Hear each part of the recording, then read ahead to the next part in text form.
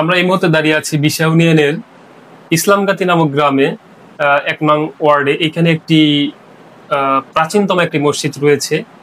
এই মসজিদের যে ইতিহাস, এই মসজিদ সম্পর্কে আমরা জানবো এবং এই মসজিদের বিস্তারিত তথ্য আজকে এই ভিডিওর মাধ্যমে তুলে ধরার চেষ্টা করব।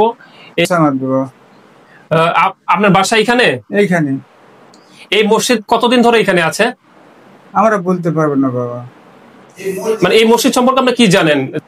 এটা শোনা যায় যে মুঘল সম্রাটের আমলে এই মসজিদটা হয়েছে।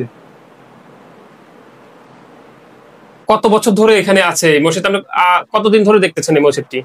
আমরা জ্ঞান পরের থেকে দেখতেছি বাবা। আচ্ছা, এই মসজিদের আর কোনো কি ইতিহাস জানা আছে আপনার? মানে অলৌকিক কিছু কোনো ঘটনা আছে নাকি এই মসজিদের? না, অন্য কোনো ঘটনা নাই বাবা।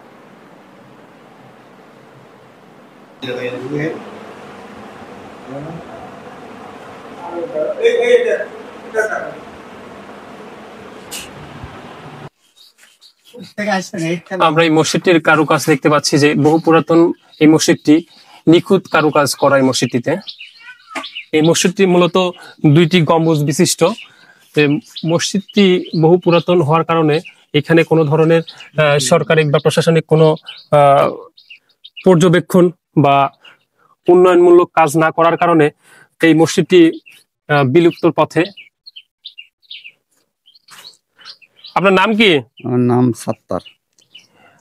আপনি কি এই গ্রামে কি আপনার বাসা? হ্যাঁ, এই গ্রামে। এই মসজিদে কতজন লোক নামাজ পড়তে পারে? কতজন লোক? এখন তো আগে ছিল 1 কাতার লোক, আমরা পরে করে এখন মোটামুটি 100 লোক নামাজ পড়ে। এই পর্যন্ত এই মসজিদের কোনো সংস্কার করেছে প্রশাসন? না, কোনো প্রশাসন সংস্কার করে না। এটা আমরা নিজে করেছি, এটা ভাঙে গেছিল, আমরা নিজে করেছি।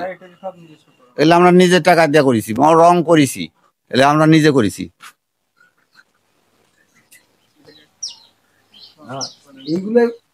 এই 3 গম্বুজ বিশিষ্ট মসজিদটি খুবই দৃষ্টিনন্দনকারী একটি মসজিদ, বহু পুরাতন এই মসজিদ। এই মসজিদের ইতিহাস সম্পর্কে এই এলাকার যারা লোকজন আছে তারা এরকম বলছিল যে তাদের দাদা এবং তাদের বাপ দাদা যারা আছে তারাও এই মসজিদ সম্পর্কে মানে তেমন কিছু জানে না এবং সেরকম কিছু আমরাও জানতে পারিনি।